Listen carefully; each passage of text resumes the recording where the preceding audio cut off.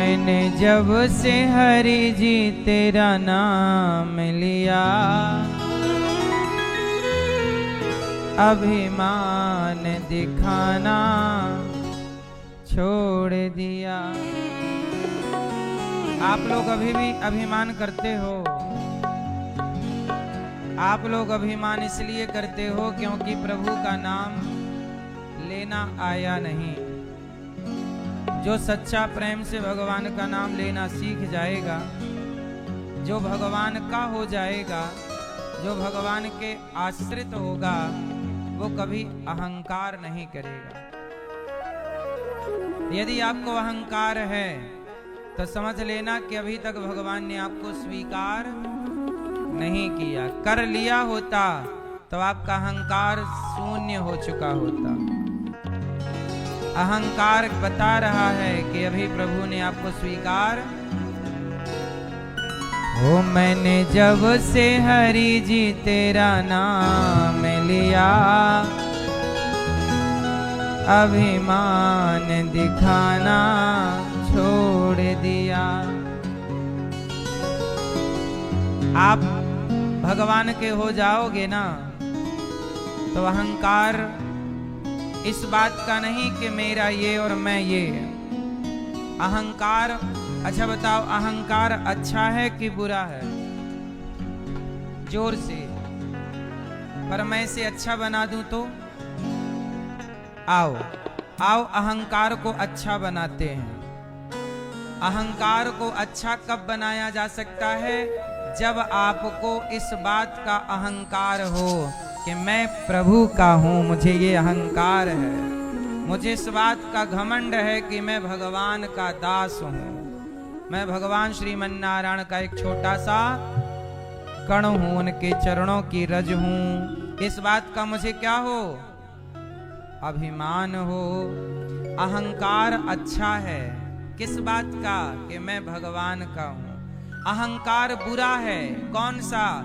अहंकार बुरा तब होता है जब आप ये कहते हैं मैं ये हूं, मेरा ये है, मुझे नहीं जानते, मेरा पैसा, बल, पद, प्रतिष्ठा। जब ये अहंकार करते हैं तो ये गलत होता है। कौन सा अहंकार सही है? कौन सा? मैं कौन हूं? हनुमान जी कहते हैं, सीता मैया ने पूछा तुम कौन हो?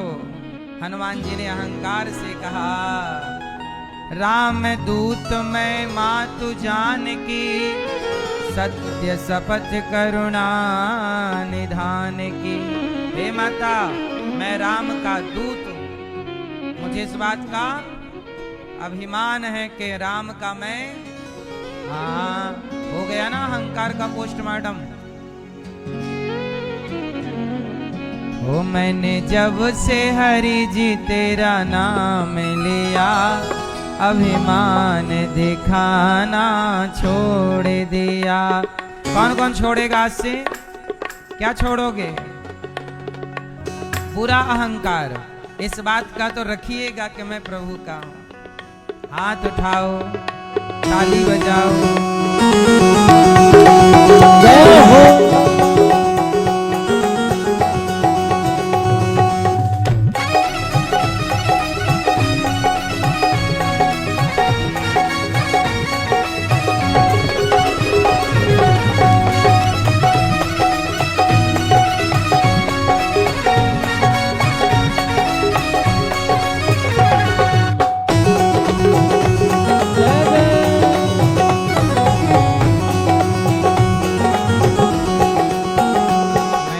जब से हरि जी तेरा नाम लिया, मैंने जब से हरि जी तेरा नाम लिया, अभिमान दिखाना छोड़ दिया। जब से हरि जी तेरा नाम लिया, अभिमान दिखाना छोड़ दिया। मैंने जब से प्रभु जी तेरा नाम लिया, अभिमान दिखाना छोड़ दिया। मैंने जब से हरि जी तेरा नाम लिया, अभिमान दिखाना छोड़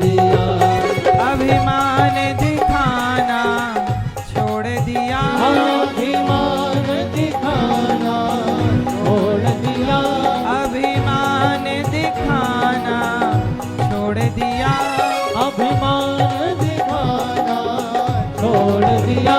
मैंने जब से मैंने जब से प्रभु जी तेरा नाम लिया, अभिमान दिखाना छोड़ दिया। मैंने जब से हरि जी तेरा नाम लिया, अभिमान दिखाना छोड़ दिया।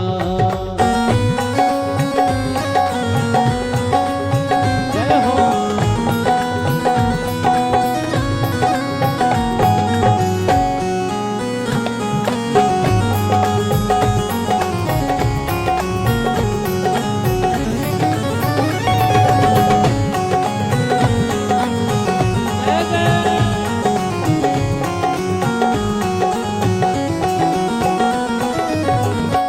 अभिमान दिखाया बेटे का, अभिमान दिखाया बेटे का, ये बेटे पोते मेरे हैं, ये बेटे पोते मेरे हैं। अभिमान दिखाया बेटों का, अभिमान दिखाया बेटों का, ये बेटे पोते मेरे हैं, ये बेटे पोते मेरे हैं। जब इन्हें छोड़ कर जाना है।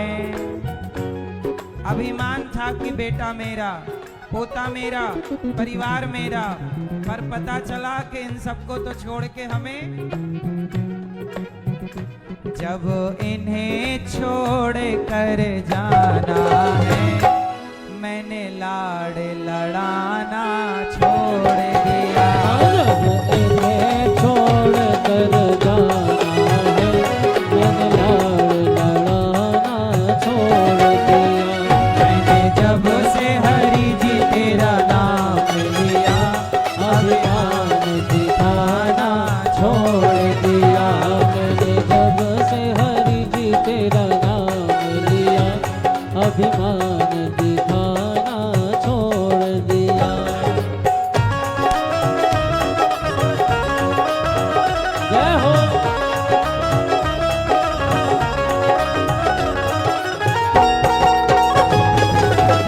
जय हरि।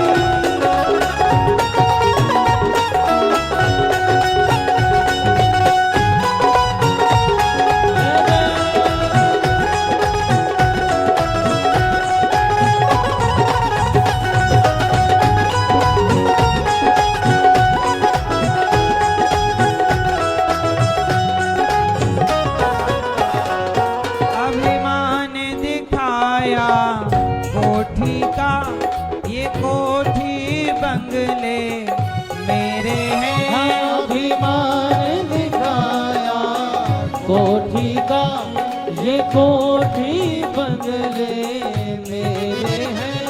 अभिमान दिखाया कोठी का, ये कोठी बंगले मेरे हैं, अभिमान दिखाया कोठी का, ये कोठी बंगले मेरे हैं। जब इन्हें छोड़ कर जाना है, जब इन्हें छोड़ कर जाना है, मैंने मोह लगाना छोड़ दिया। जब इन्हें छोड़ कर जाना है, मैंने मोह लगाना छोड़ दिया। मैंने जब से हरि जी तेरा नाम लिया, अभिमान दिखाना छोड़ दिया। मैंने जब से हरि जी तेरा नाम लिया, अभिमान दिखाना छोड़ दिया।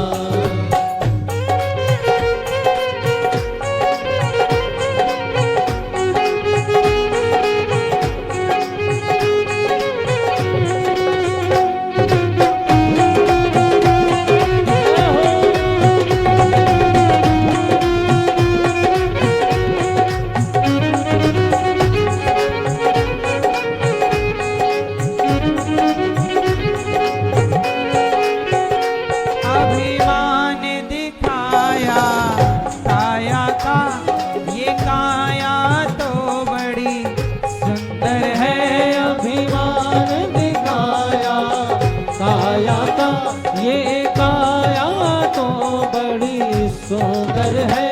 अभिमान दिखाया काया का, ये काया तो बड़ी सुंदर है। अभिमान दिखाया काया का ये काया तो बड़ी सुंदर है। जब राख की ढेरी होना है, जब राख की ढेरी होना है। शरीर कितना भी सुंदर हो, काया किसी की भी कितनी भी सुंदर हो, पर होगा क्या? जब राख की ढेरी होना है, जब राख की ढेरी होना है। मैंने सजना सवरना छोड़ दिया। जब राख की ढेरी होना है, मैंने सजना सवरना छोड़ दिया। मैंने जब से हरि जी तेरा नाम लिया, अभिमान दिखाना छोड़ दिया। अभिमान दिखाना छोड़ दिया। अभिमान दिखाना छोड़ दिया। अभिमान दिखाना छोड़ दिया। अभिमान दिखाना छोड़ दिया। मैंने जब से हरि जी तेरा नाम लिया, अभिमान दिखाना छोड़ दिया। मैंने जब से हरि जी तेरा नाम लिया, अभिमान दिखाना छोड़ दिया। मैंने जब से हरि जी तेरा नाम लिया, अभिमान दिखाना छोड़ दिया। अभिमान दिखाना छोड़ दिया। अभिमान दिखाना छोड़ दिया।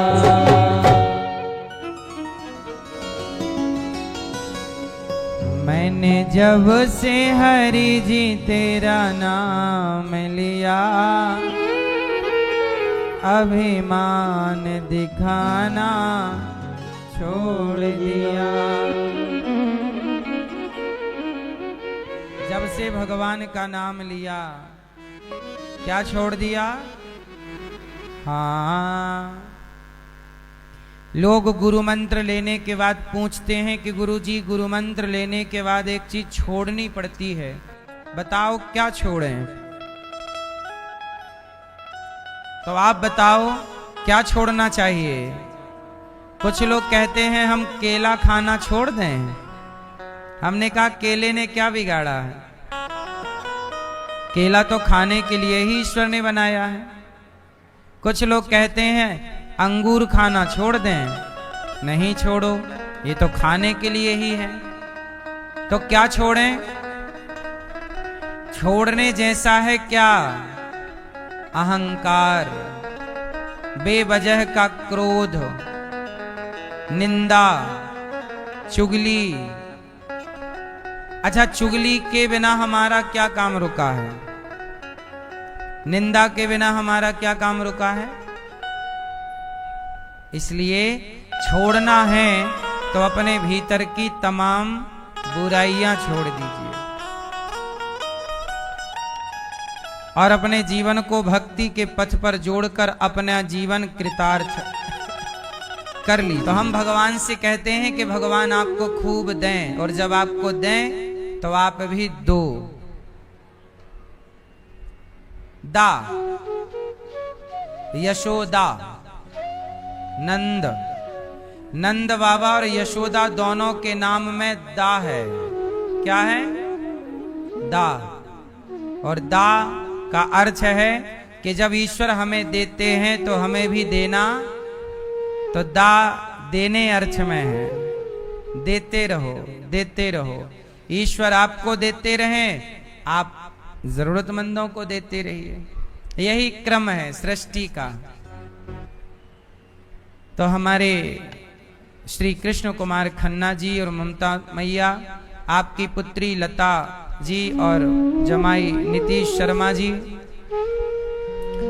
मीनाक्षी और जय कुमार शर्मा जी, श्रीमती कामता वर्मा जी यूके से हैं, विवान थवन, जया शर्मा जी और स्वर्गीय आपके देवर स्वर्गीय श्री अशोक कुमार खन्ना जी, पन्ना लाल जी और चंद्र रानी जी की पुण्य स्मृति में वीरेंद्र नगर दिल्ली से मैया आई हैं और कथा की गंगा से अपने आप को जोड़ते हुए अपना लोक परलोक दोनों सार्थक कर रही हैं।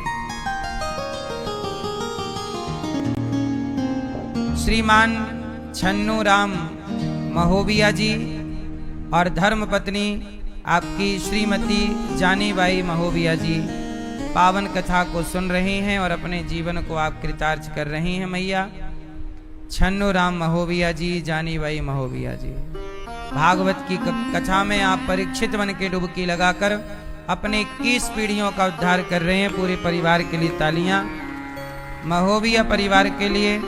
और रामाधार महोबिया जी, जामुनबाई महोबिया जी और चमेंद्र महोबिया जी, स्वर्गीय श्री लक्ष्मीन जी की पुण्य स्मृति में आप पुत्र रूपेश महोबिया जी, कमलेश महोबिया जी, देवेंदु महोबिया जी, प्रिया महोबिया जी, एकता महोबिया जी और अंजू महोबिया जी, कृष्ण कुमार, रश्मि, भूपेंद्र, अभिषेक, समस्त महोबिया परिवार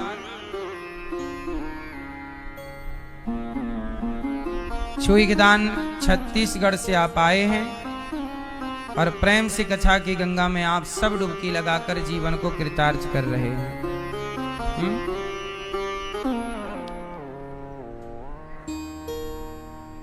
छुई खदान सबका मंगल हो, सब पर कृपा बनी रहे। भगवान की कथा में कल हम लोगों ने सुना कि परीक्षित जी को 7 दिन में मरने का शाप लगा है। मनुष्य का धर्म है मानव जाति की सेवा। भगवान के अवतार हैं 24। मैया अब सब बोलेंगे राधे राधे। भगवान के अवतार कितने हैं? शांति से बैठ जाओ, प्रेम से कथा की गंगा में डुबकी लगाओ। भगवान के अवतार हैं 24। कितने अवतार हैं भगवान जी के? भगवान के अनेक अवतार। अच्छा, ये 24 अवतार किन के हैं? कौन से भगवान के? किन के भैया बताओ? किन भगवान के 24 अवतार हैं? आप बताओ भैया। हैं? ब्रह्मा जी के कर दिया पोस्टमार्टम। किन के अवतार हैं 24? किन के? हाँ हैं? भगवान के जहां कहा जाए भगवान, बोलो भगवान। जहां भगवान कहा जाए वहां भगवान का अर्थ है नारायण। जहां 24 अवतार कहे जाएं वहां भी अर्थ नारायण। चाहे नारायण कहो, चाहे विष्णु कहो, चाहे हरि कहो। हरि बोलो, हरि, विष्णु, नारायण। फिर इन्हीं के 24 अवतार हैं भगवान नारायण के। एक अवतार है राम, एक अवतार है कृष्ण, एक अवतार है वामन, एक अवतार है धनवंतरी, एक अवतार है कक्षप, एक अवतार है नरसिंह, एक अवतार है सनकादि, एक अवतार है बाराह, विष्णु बाराह, एक अवतार है नारद जी। नारायण नारायण, ये नारद जी भी भगवान के ही अवतार हैं। एक अवतार है कपिल देव, एक अवतार है दत्तात्रेय जी, एक अवतार है यज्ञ भगवान, एक अवतार है ऋषभ देव जी, एक अवतार है पृथु भगवान, एक अवतार है मोहिनी भगवान, एक अवतार है मत्स्य, मत्स्य मतलब मछली, एक अवतार है भगवान के परशुराम जी, एक अवतार है भगवान के कच्छप, जानते हैं कछुआ। एक अवतार है धनवंतरी, एक मोहिनी, एक नरसिंह, ऐसे एक व्यास जी, एक बुद्धावतार, एक हयग्रीव, एक होगा कल की, एक हंस अवतार। टोटल भगवान के 24 अवतार हैं। 24 अवतार क्यों हैं? हर अवतार के पीछे कारण है। जब भक्तों पर संकट आया, जब मानव जाति पर संकट आया, सनातन पर संकट आया, तब तब भगवान किसी न किसी रूप में आए। जैसे प्रहलाद जी पर संकट आया तो भगवान ने नरसिंह अवतार लिया। किसके लिए?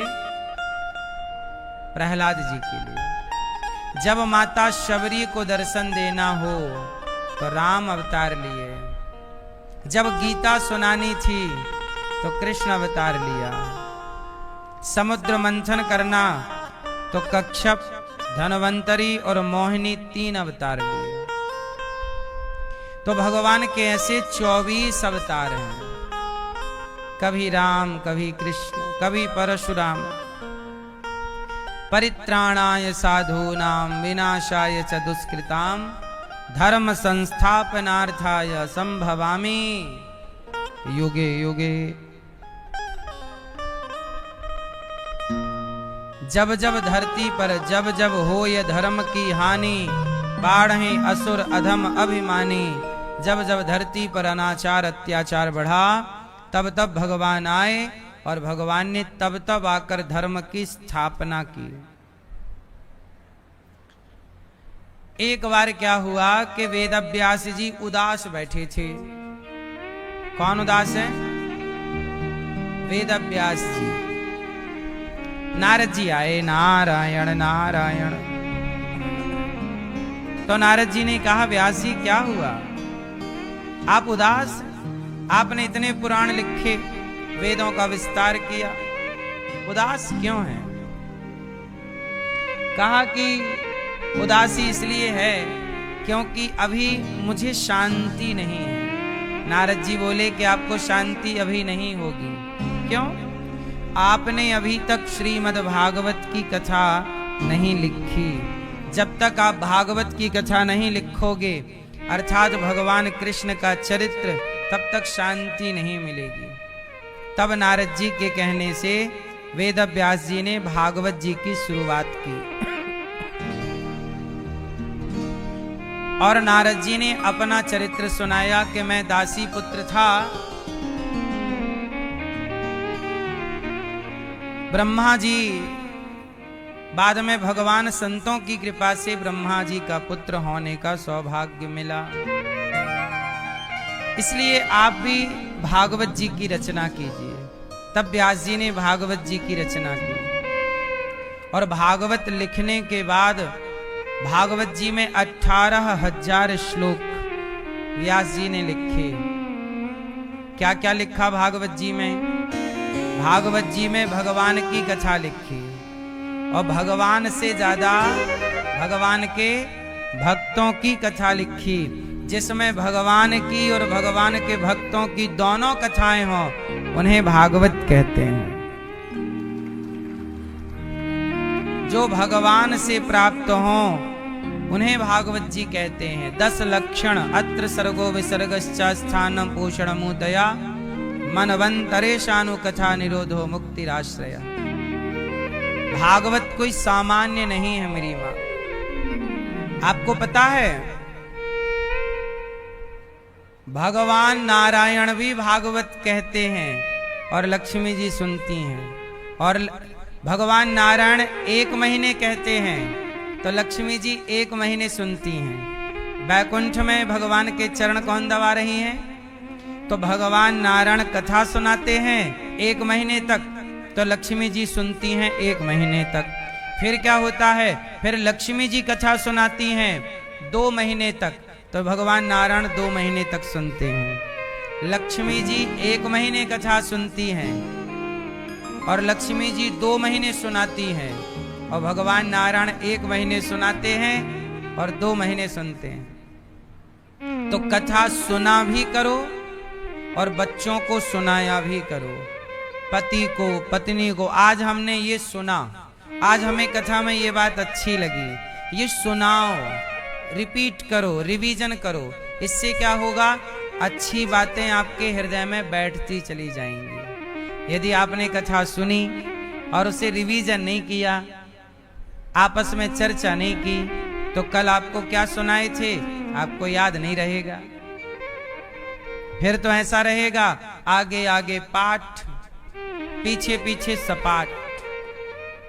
क्लियर। इसलिए शिक्षा किसी भी तरह की हो, हमें ग्रहण ऐसे करना चाहिए कि हम जो पढ़ें, जो सुने, उसको रिवीजन करें, रिपीट करें, किसी को सुना दें। आज ये बात हमें अच्छी लगी तो वो बैठ जाएगी, फिर उस पर थोड़ा चर्चा करते रहो। जैसे आप लोग यहाँ कथा सुनते हैं रात को सोने के पहले बच्चों से, इसलिए सब लोग साथ में कथा सुनो और पूछो कि आज की कथा में आपको क्या अच्छा लगा, आपको क्या अच्छा लगा। तो सब लोग अपनी अच्छी अच्छी बातें बताएंगे, तो कुछ आपका स्मरण बढ़ जाएगा, कुछ उनको याद आ जाएगा।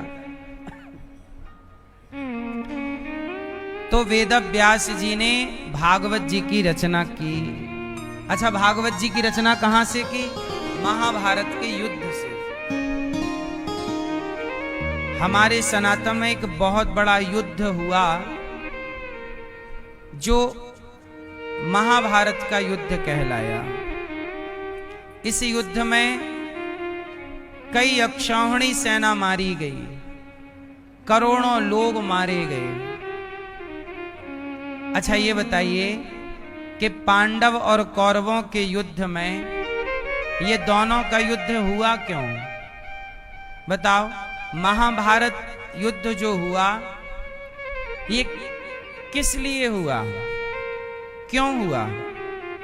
भैया, महाभारत का युद्ध क्यों हुआ है? क्यों हुआ आप बताओ। हाँ, महाभारत का युद्ध क्यों हुआ? नहीं मालूम। महाभारत का युद्ध हुआ था जमीनी विवाद के कारण। कौन सा विवाद? जोर से। झगड़ा 3 कारणों से होता है। झगड़ा का चौथा कारण कभी हो नहीं सकता। झगड़े 3 कारणों से हो सकते हैं। पहला कारण जड़, जड़ता मतलब मूर्खता। यदि आप मूर्ख हैं तो झगड़ा होने की संभावना है। समझदार झगड़ा नहीं चाहता, झगड़ा हमेशा मूर्ख चाहता है। या तो झगड़े की वजह क्या होगी? मूर्खता। या तो झगड़े की वजह क्या होगी? मूर्खता। मूर्खता को कहते हैं जड़, जड़ता। जड़ मतलब मूर्ख। तो जड़ बोलो, जड़। जोरू, जोरू मतलब स्त्री। या तो झगड़ा होगा स्त्री के कारण, जब से हुई है शादी आंसू बहा रहा हूं। या तो झगड़ा होगा मूर्खता के कारण, या झगड़ा होगा स्त्री के कारण। किसके कारण? स्त्री के कारण। रावण का सर्वनाश हो गया और झगड़ा की वजह क्या थी? सीता मैया। सीता मैया को चुरा के ना ले जाता तो रावण का नाश। हाँ, अब दुर्योधन और दुशासन ने क्या किया? द्रौपदी के कपड़े उतारे, तो झगड़े का बीज बो दिया गया, अपमान स्त्री का। जब आप स्त्री का अपमान करते हैं तो झगड़ा होता है, ठीक है। और फिर स्त्रियां भी आपस में झगड़ा कर लेती हैं स्त्रियों के कारण, नहीं, आपस में। सास भी स्त्री है और बहू भी स्त्री है। आपने कभी नहीं सुना होगा कि ससुर बहू की लड़ाई चल रही है। सुना कभी? सीरियल में भी ससुर बहू और साजिश नहीं है, सास बहू और साजिश है।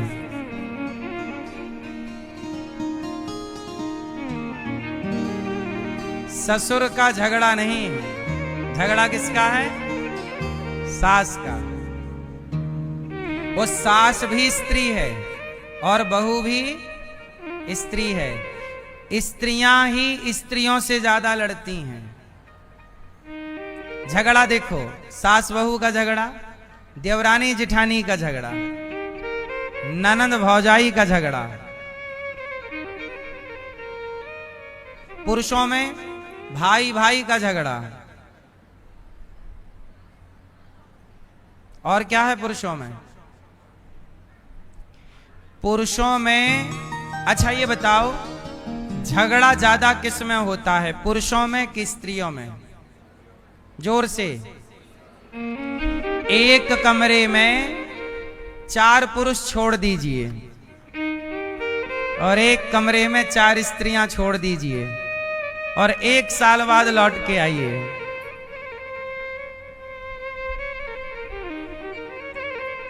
बताओ कौन रहेगा कौन नहीं रहेगा?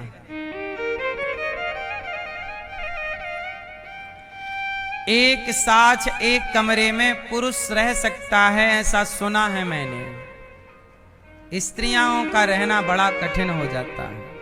ये बात सही है गलत है?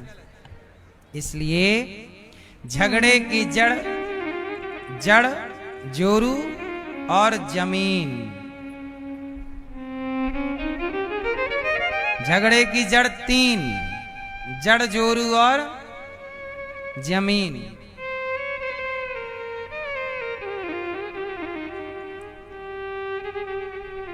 स्त्री जितनी कोमल होती है, स्त्री जितनी कोमल होती है उतनी कठोर भी होती है।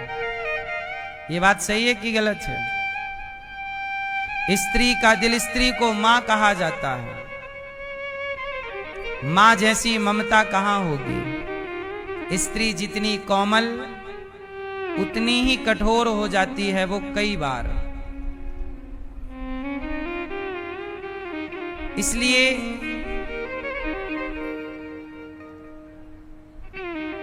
पुरुष और स्त्री की तुलनात्मक की जाए, लोग कहते हैं ना कि स्त्री और पुरुष बराबर हैं।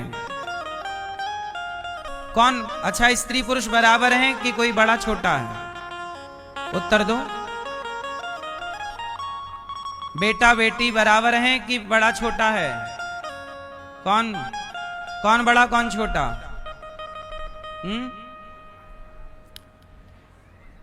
कौन बड़ा कौन छोटा? बताओ भैया, बताओ। स्त्री पुरुष में कौन बड़ा कौन छोटा के बराबर हैं?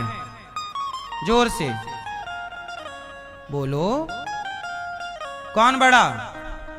आप बताओ। पुरुष बड़ा कि स्त्री बड़ी है? नहीं, स्त्री बड़ी होती है, पुरुष कभी बड़ा नहीं होता। पुरुष स्त्री के आगे झुकता है। हमारे यहाँ परंपरा है कि पिता भी अपनी बेटी के पांव छूता है। पिता भी अपनी बेटी के पांव छूता है। इसका मतलब ये हुआ, जन्म लेते ही स्त्री को देवी कहा जाता है, जन्म लेते ही पुरुष को देवता नहीं कहा जाता। इसका अर्थ है कि सनातन में जन्म से ही नारी बड़ी होती है। ये सनातन है। कौन बड़ा है? स्त्री। स्त्री बड़ी है, परंतु आज की आधुनिकता ने स्त्री को खींच करके आगे से पीछे लाकर खड़ा कर दिया। बोले पुरुष के बराबर है स्त्री, बराबर लाके खड़ा कर दिया। अरे जो ऑलरेडी आगे है उसे आप पीछे वाले के बराबर खड़े करोगे तो व्यवस्था बनेगी नहीं। बिगड़ेगी। इसलिए आज व्यवस्थाएं बन नहीं रही हैं, बिगड़ रही हैं। अब उदाहरण से देखिए। अच्छा एक बात बताओ,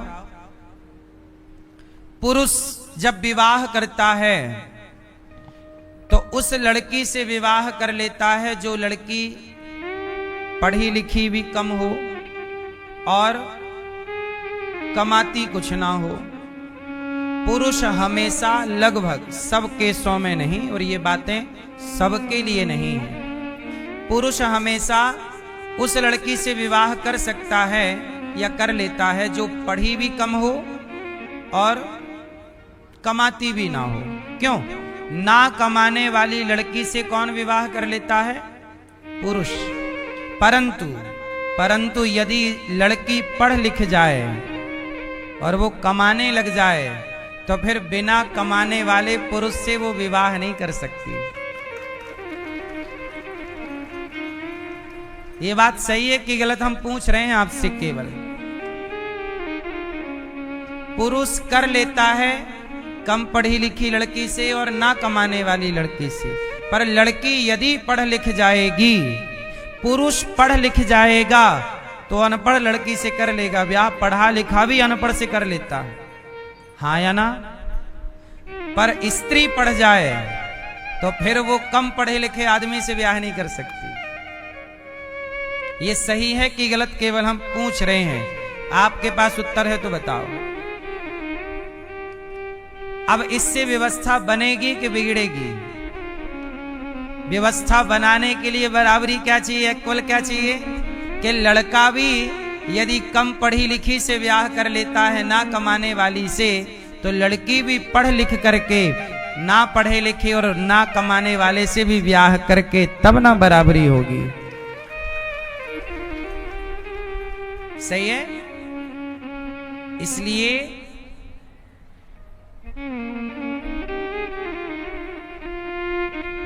सनातन को समझना होगा गहराई में उतरकर। तो झगड़ा क्यों हुआ महाभारत का? झगड़ा हुआ जड़, जोरू और जमीन। तो जड़ मतलब मूर्खता, पांडवों में मूर्खता थी नहीं। जोरू मतलब द्रौपदी के कपड़े उतारे, ये कारण हो सकता है। पर तीसरा मुख्य कारण था महाभारत का जमीन। क्या जमीन थी? पांडव कह रहे थे हमें दुर्योधन 5 गांव दे दो। हमें क्या दे दो? क्या दे दो? 5 गांव। हमें क्या दे दो? हमें 5 गांव दे दो। पर दुर्योधन क्या बोला? 5 गांव क्या, मैं सुई की नौक बराबर भूमि। यही है झगड़ा। मैं मांगता हूं मेरा अधिकार और आप नहीं दे रहे हैं मेरा अधिकार। पांडव मांग रहे हैं अपना अधिकार और कौरव नहीं दे रहे हैं पांडवों का अधिकार। तब झगड़ा हुआ। अच्छा, झगड़ा को शांत करने के लिए भगवान श्री कृष्ण गए और शांति की बात रखी। ए दुर्योधन, पांडवों को 5 गांव दे दो, झगड़ा टल जाएगा, वरना विनाश होगा। नहीं नहीं नहीं केशव, बिना युद्ध के मैं इतनी इंच भर जमीन। अब मैं आप लोगों को जो समझाना चाहता हूं, अब समझिएगा मुद्दे की बात। मैया, ए मेरी माँ, कहाँ चली? महाभारत करने? नहीं, जाओ टाटा।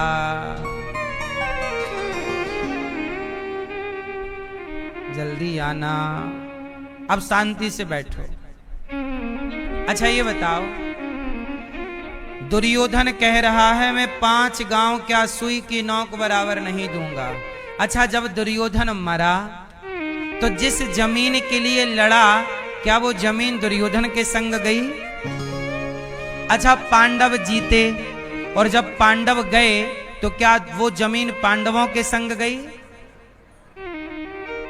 ना वो जमीन कौरवों के संग गई, ना वो जमीन पांडवों के संग गई। वो जमीन आज भी जहां की तहां पड़ी है और लड़ने वाले दोनों पक्षों का पता नहीं कि कहां गए, हारा कहां गया और जीता कहां गया। जिस जमीन के लिए विवाद था, जिस जमीन के लिए करोड़ों मर गए, आज उस जमीन में घोचू लाल का घर बना हुआ है, नहीं बना? आज वो जमीन वर्तमान में मेरठ में है। जिस जमीन में महाभारत हुआ, जिस जमीन के कारण हस्तिनापुर कहां है आज, जिसे आप मेरठ कहते हैं, दिल्ली से सटा हुआ, वह मेरठ उस जमाने में हस्तिनापुर ही कहलाता था। जिसे आप दिल्ली कह रहे हैं, उस जमाने में वह इंद्रप्रस्थ कहलाती थी, जिसे धर्मराज युधिष्ठिर जी ने बसाई।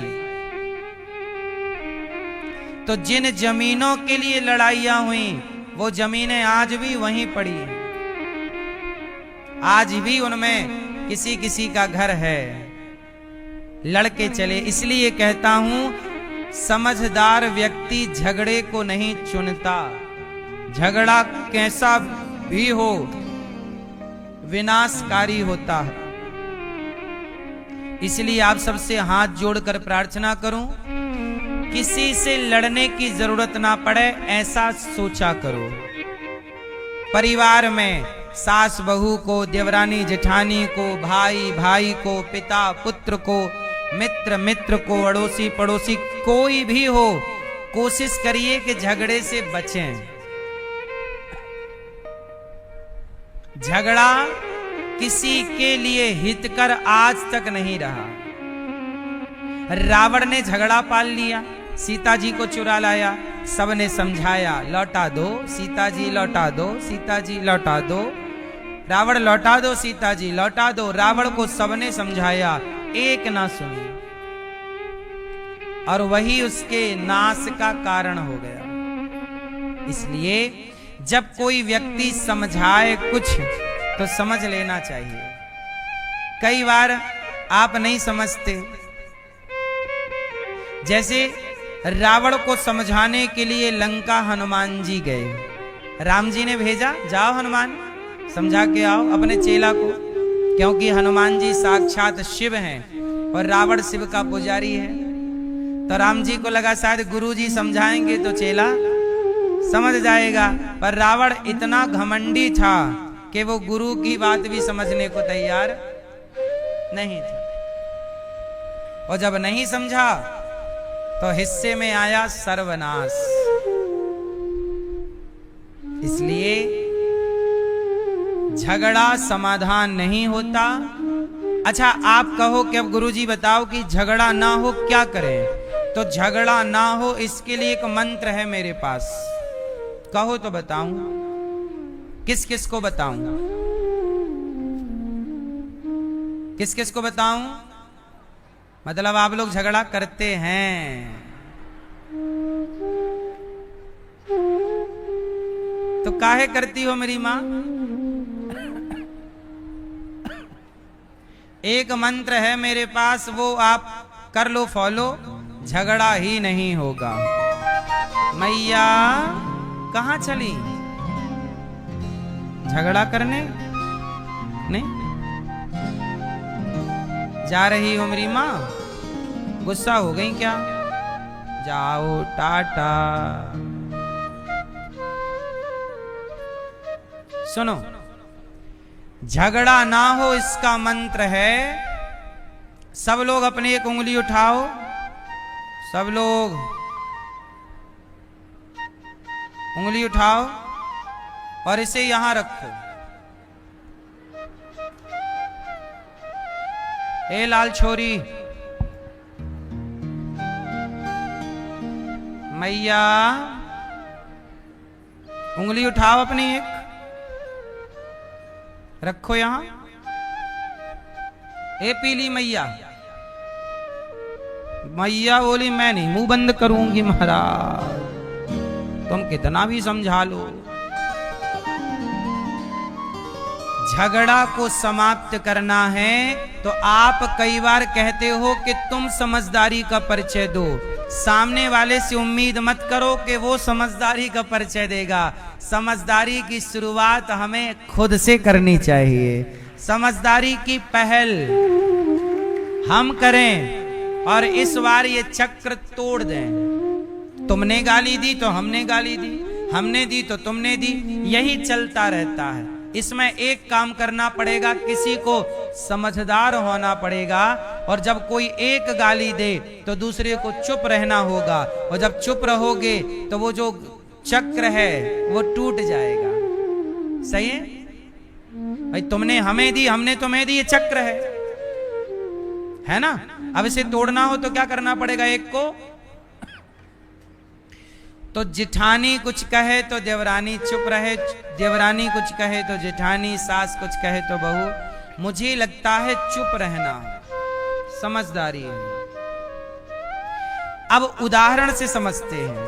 अब मुझे आप लोग समझाएंगे आज। अब आप लोग समझाओ कि महाभारत के युद्ध में उसके पहले जब द्रौपदी का चीरहरण हुआ तो वहां पर सबसे ज्ञानी और सबसे बड़े योद्धा भीष्म पितामह बैठे थे। जब द्रौपदी के कपड़े अपड़े उतारे जा रहे, उस समय भीष्म पितामह क्या थे? जोर से चुप थे। अब आप लोग मुझे समझाओ कि जब द्रौपदी के कपड़े उतारे गए, वस्त्र हरण किया गया, उस सभा में पितामह चुप क्यों थे? उत्तर दो।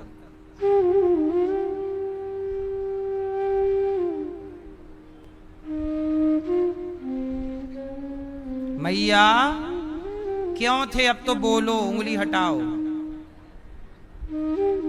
बोलो क्यों चुप थे पितामह? अच्छा, तो आप लोग क्या ये समझ रहे हैं कि मैं आपसे ये कहना चाहता हूं कि सदा चुप रहा करो? नहीं, मैं सदा चुप रहने की बात नहीं सिखा रहा आपको। अपने अधिकार के लिए आपको बोलना होगा, अपने अधिकार के लिए तो आपको बोलना होगा, पर चुप भी कई बार रहना समझदारी है। तो कहां चुप रहें और कहां बोलें, ये आपको समझा रहा हूं कि वो कौन सी परिस्थिति है, सिचुएशन है कि जहां बोलें, और वो कौन सी परिस्थिति है कि जहां चुप रहें। आज मैं दोनों आपको समझाऊंगा। कहां बोलना है, आज मैं आपको बोलना भी सिखाऊंगा और चुप रहना भी सिखाऊंगा। आओ पहले चुप रहना सीखें, फिर बोलना सीखेंगे। आओ पहले क्या सीखेंगे? कहां चुप रहना चाहिए। पितामह भीष्म क्यों नहीं बोले?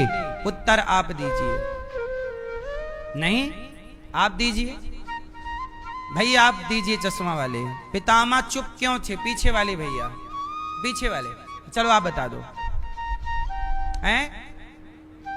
हाँ, भीष्म पितामह इसलिए चुप थे क्योंकि भीष्म पितामह की दुर्योधन जैसे दुष्ट, दुशासन जैसे दुष्ट, शकुनी जैसे दुष्ट पितामह जैसे महापुरुषों को सुनना ही नहीं चाहते थे, इग्नोर कर देते थे। जहां आपके शब्दों की वैल्यू ना हो वहां शब्द खराब नहीं करने चाहिए। समझ रहे हैं? जहां आपके शब्दों की वैल्यू, कीमत ना हो, कदर ना हो, आप बोल रहे हैं, सामने वाला सुन ही नहीं रहा है, तो दुर्योधन जैसा दुष्ट पितामह समझाएं तो वो दांत देता था। बुड्ढा चुप रहो, चुप बैठो, चलो। अब आप कुछ बोलें और आपको आपसे छोटा बच्चा कह दे बुड्ढा चुप रहो, आपको कितना बुरा लगेगा। अपमान। तो पितामह का अपमान कई बार हो चुका। पितामह ने तो धृतराष्ट्र को समझाया, दुर्योधन तो बेटा दुर्योधन के बाप को समझाया। धृतराष्ट्र, तू जो कर रहा है ना, तू सर्वनाश को चुनौती दे रहा। पर धृतराष्ट्र भी पुत्र के मोह में अंधे थे। जब पितामह की कोई सुनता ही नहीं, जैसे आज भी आप लोग अपने घर के बुजुर्गों को इग्नोर करने लग जाते हैं। आज भी तो आपके घर के बड़े बूढ़े एकांत में बैठे हैं चुपचाप, कौन सुन रहा है? तो जब आप कुछ पूछेंगे नहीं, बड़ों की इज्जत नहीं करेंगे, तो बड़े समझदार हैं तो कहेंगे भाई चुप ही रहें। इसलिए पितामह मजबूरन चुप थे, पर उनकी चुप्पी में गलती थी। गलती ये हो गई कि चुप यहां नहीं रहना था, यहां दुशासन के जाके 2-4 थप्पड़ मारने थे। मारते तो शायद ये टल जाता। तो क्यों चुप थे ये मैंने कारण बताया कि दुष्ट दुर्योधन इज्जत नहीं करता था, इसलिए चुप थे। पर चुप नहीं रहना था, बोलना था। तो अब आपको मैं बात करूं कि आपको कहां चुप रहना चाहिए। जब आपकी माँ आपसे कुछ कहे और आपको डांटे, आपको उल्टी बात कहे, माँ कुछ कहे तो चुप रहो, पिता कुछ कहे तो चुप रहो, बड़ा भाई कुछ डांट दे, कुछ कह दे तो चुप रहो, मित्र कुछ कह दे तो चुप रहो, पत्नी कुछ कह दे तो चुप रहो। अपनों के बीच में बोलने की ज्यादा जरूरत नहीं है, चुप रहो। आपकी माँ आपको कुछ कह रही है, चलो आपकी माँ आपको डांट रही है, गधा कहीं का, तो 1 नंबर की गधी है। कौन डांट रहा है? माँ। अब माँ ही डांट रही है, तुम्हें गधा कह रही है, तुम्हें गधी कह रही है, तो अब तुम माँ से क्या कहोगे? तो यहां चुप रहना समझदारी है। क्या समझदारी है? बोलो हाँ। तो माँ कुछ कहे चुप रहो, बाप कुछ कहे चुप रहो, पत्नी कुछ कहे चुप रहो, है ना, और दादा दादी कुछ कहे, मित्र, आज आपका मित्र आपसे नाराज है, वो कुछ कह रहा है, बोल रहा, डांट रहा है, गरिया रहा है, आज चुप रहो, आज उसका दिमाग खराब है, चुप रहो, आज समय अनुकूल नहीं है बोलने का, चुप। ये तो स्थान है चुप रहने के। जैसे कथा चल रही है, कथा में भी चुप रहना चाहिए, जैसा कि आप हैं, ये सब चुप यहां रहना चाहिए। अब कहां बोलना चाहिए? तो सुनो, जहां आपको लग रहा है कि किसी पर अत्याचार बेवजह हो रहा है, आपके घर में आपके ही अपने, आप जैसे आपकी पत्नी पर कई बार अत्याचार घर में ही चलता रहता है, आपको पता है कि मेरी पत्नी के संग गलत कर रहा है परिवार का कोई व्यक्ति या परिवार की कोई महिला, उस समय आपको पत्नी या माँ के साथ कोई गलत करे, वहां बोलना चाहिए। जहां कोई आपके साथ गलत कहे, गलत करे, कोई षड्यंत्र करे, कोई भ्रष्टाचार करे, कोई बेईमानी करे, जहां राष्ट्र की हित की बात है वहां बोलना चाहिए। ठीक है? तो कहां बोलें और कहां चुप रहें, यदि ये दोनों सही समझ में आ गए तो आपकी जिंदगी आसान हो जाएगी। आप गलती क्या करते हैं कि जहां चुप रहना चाहिए वहां बोल देते हैं, और जहां बोलना चाहिए वहां चुप रह जाते हैं। अब देखो ना, ये दास अनिरुद्ध ने, देखो हमारे देश में लिव इन आया। कौन आया? जोर से, जोर से थोड़ा बोल दो। कौन आया? लिव इन आया। तो जैसे ही लिव इन आया तो दास अनिरुद्ध ने, मैंने उसके खिलाफ बोला तो मीडिया को बड़ी मिर्ची लगी थी, बड़ा बवाल काटा। तो मैंने बोला, क्यों बोला? क्योंकि यहां बोलना जरूरी था, यहां चुप रहना जरूरी। तो देखो, मुझे जहां बोलना होता है, चाहे कोई कितना भी बुरा कहे, कितना भी विरोध करे, पर मैं वह बोलता हूं जहां मुझे बोलना चाहिए, और मैं वहां चुप रहता हूं जहां मुझे नहीं बोलना चाहिए। कोई मुझे गाली देता है, अपमानित करता है, जलील करता है, मैं नहीं बोलता। कई बार देखा होगा अपने सोशल मीडिया पर, मुझे लोग गाली देते हैं, गलत गलत बोलते, मैं उन्हें रिप्लाई नहीं करता। क्यों? क्योंकि मुझे पता है, हमारे गांव में हमने सीखा है कि कुत्तों के मुंह लगा नहीं जाता।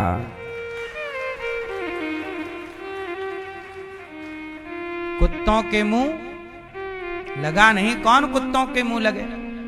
आप लोग हैं कि कुत्तों के भी मुंह लग जाते हैं। बेवजह अपनी एनर्जी वेस्ट करते हैं। कहा भैया क्या पटकवा रहे हो, तो आराम से उतरवाओ। तो कहने का अर्थ ये है कि हमें कहां बोलना है और कहां चुप रहना है। तो महाभारत का युद्ध क्यों हुआ? महाभारत का युद्ध चुप रहने से हो गया।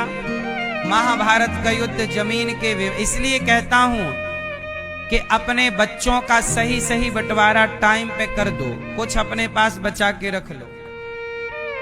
धृतराष्ट्र ने सही बंटवारा किया होता, सही वक्त पर किया होता, तो ये महाभारत के संग्राम की नौबत। आप लोग बंटवारा नहीं करते, बच्चे पैदा कर लेते हो 3-4, और बंटवारा करने के टाइम बूढ़ा रोता है कि नहीं जी नहीं देंगे। अब पैदा किए हो तो भाई बांटना तो पड़ेगा, तो बांट दो, नहीं तो बच्चे आपस में लड़के मर जाएंगे। अब वो आजकल राम नहीं है कि भैया के लिए अपना अधिकार छोड़ के वनवास चला जाए, अब वो राम नहीं है। जहां हक, क्या हक, जहां हक छोड़ने को कहा जाए वहां रामायण लिखी जाती है, और जहां हक मांगने की बात कही जाए वहां महाभारत लिखा जाता है। हक छोड़ा राम ने और हक मांगा पांडवों ने। छोड़ा राम ने तो रामायण तैयार हो गई, और मांगा तो महाभारत तैयार हो गया। अब आपको देखना है कि जीवन में रामायण बनानी है या महाभारत बनाना है। तो रामायण यदि है तो हक छोड़ना होगा। आजकल भाई राम जैसा कहां है और भरत जैसा कहां है। इसलिए कोई बात नहीं, राम के कुछ आचार विचार लक्षण हमारे जीवन में आने चाहिए, कुछ तो आए, कुछ तो आए। तो महाभारत की मूल वजह क्या है? जमीनी विवाद। इसलिए आप लोग समय पर बंटवारा कर दीजिए, ये सिखा रहा है महाभारत। एक और चीज सीखने जैसी है, महाभारत के एक मुख्य पात्र हैं कर्ण। क्या नाम है? जोर से, कर्ण। आप बताओ, कर्ण ने दुर्योधन का साथ देकर सही किया कि गलत किया? जोर से, जोर से। क्या किया? किसे लगता है कि कर्ण ने सही किया मित्र का साथ देकर? दुर्योधन का साथ दिया ना, किसे लगता है सही किया? अच्छा, किसे लगता है गलत किया? कुछ लोगों को कुछ भी नहीं लगता, ना तो सही में हाथ उठाए ना तो गलत में। कुछ लोग बोले नहीं हम हाथ बात क्यों उठाएं, आप तो अपना कथा सुनाओ, हम हाथ उठाने थोड़ी आए हैं।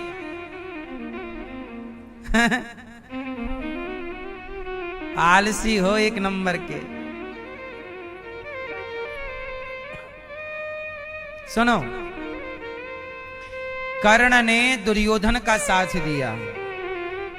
अच्छा ये बताओ, दुर्योधन सही है कि गलत है? तो कर्ण को भी ये बात पता थी कि गलत है। अच्छा, द्रौपदी के कपड़े उतार दो ये आज्ञा किसने दी थी? दुशासन ने, शकुनी ने, दुर्योधन ने, कर्ण ने। किसने आज्ञा दी? पढ़ा है आप लोगों ने? द्रौपदी के कपड़े उतारने की आज्ञा किसने दी थी? किसने? हैं? कर्ण ने। द्रौपदी के कपड़े उतार दो, ये दुशासन से किसने कहा था? ये आइडिया किसका था? एक आइडिया जो बदल दे आपकी दुनिया, ये कर्ण का आइडिया था। किसका आइडिया था? कर्ण ने आइडिया दिया, दुशासन उतार दो पांडवों के भी कपड़े और द्रौपदी के भी। ये आइडिया किसका था? कर्ण का। इसलिए कर्ण श्रेष्ठ होते हुए भी, कर्ण श्रेष्ठ होते हुए भी श्रेष्ठ नहीं है। कर्ण को जितना सम्मान समाज में मिलना चाहिए, कर्ण उतना